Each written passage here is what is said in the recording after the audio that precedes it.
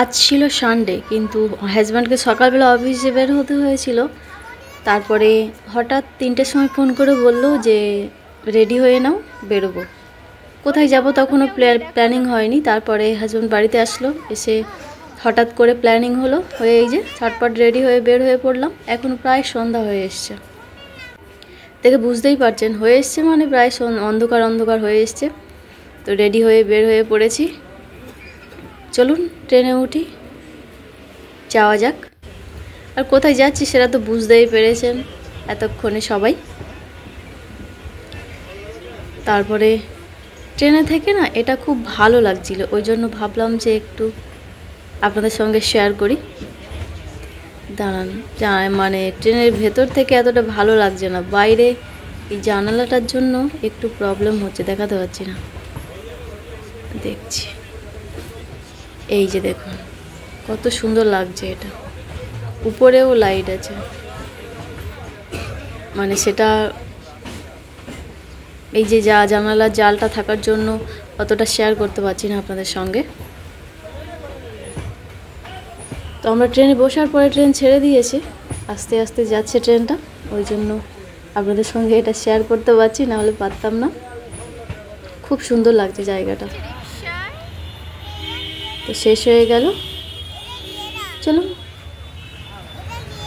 Train থেকে নেমে তারপরে এই যে উঠে পড়েছি রিক্সাতে। রিক্সা সত্যি বলতে এই নিয়ে আমার 3বার চড়া হচ্ছে, আমি রিক্সা খুব একটা চড়া হয় না।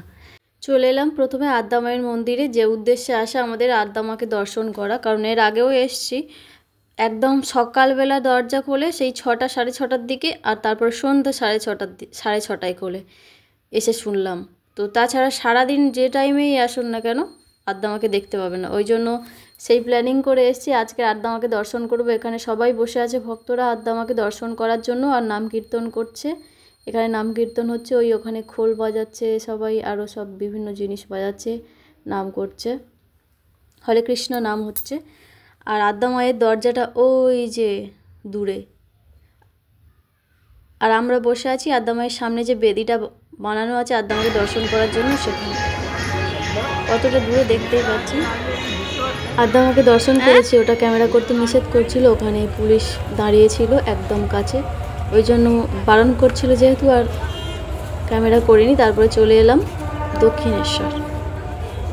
দক্ষিণেশ্বর চলে এলাম, একদম অন্ধকারে, রাতের অন্ধকারে দক্ষিণেশ্বর।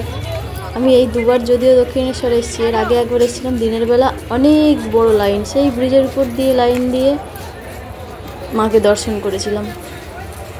তখন ছেলে হয়নি, হাজব্যান্ড আর আমি দুজনে এসেছিলাম।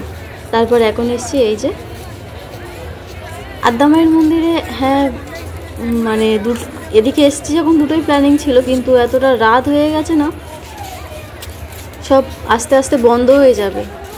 চলুন তাড়াতাড়ি আগে পূজার ডালাটা নিয়ে নিই। আর মন্দিরটা কত সুন্দর লাগছে দেখুন, রাতের অন্ধকার হলেও কি হবে, একদম যেন মানে।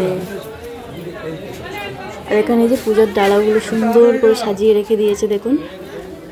তো এখান থেকে আমরা নিলাম 51 টাকার একটা ডালা, এই যে।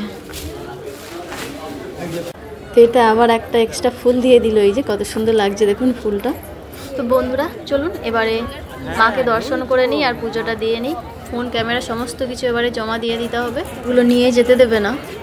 লাইন হয়তো লাইনটা বাইরে থেকে নেই, ভেতর থেকে হয়তো আছে।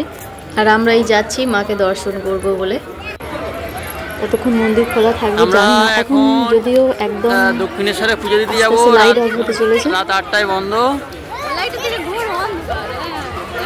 ঠিক আছে, আমরা এখন দক্ষিণেশ্বরে পুজো দিতে যাব, পাপা, আমি, মামা। Thank you, tata. মোবাইল জমা দেব।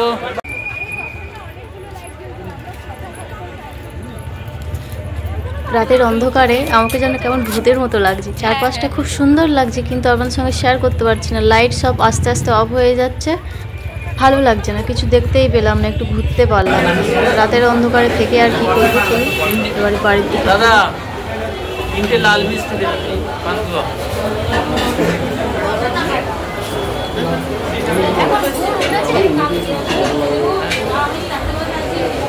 ঠান্ডা করতে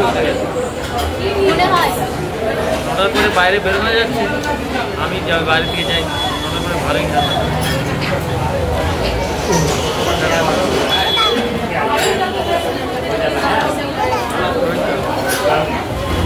এই তো এই তো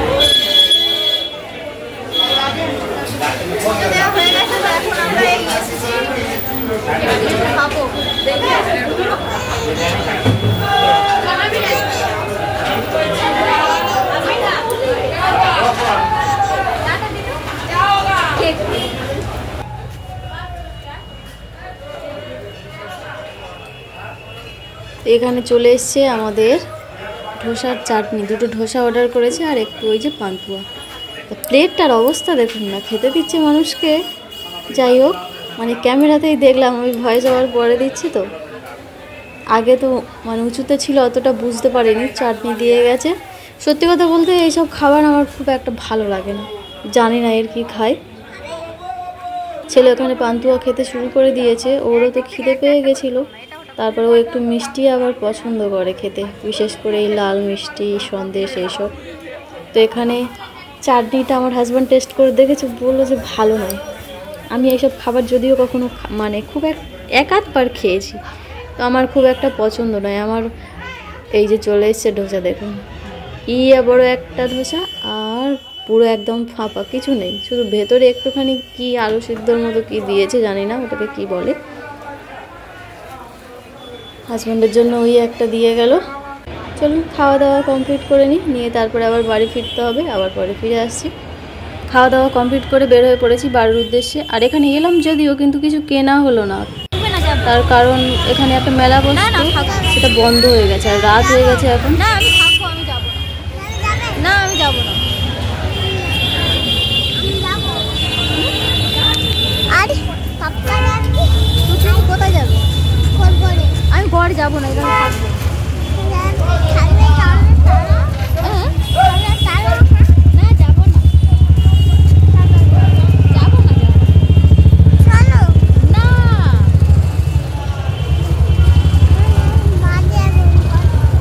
যাবো না, যাবো না।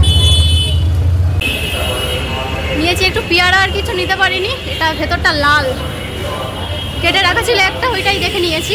তো চলো এবার বাড়ি যাব, ট্রেন ধরতে হবে। অনেকটা ঠান্ডা বাইরে, দেখেই বুঝতে পারছি। চল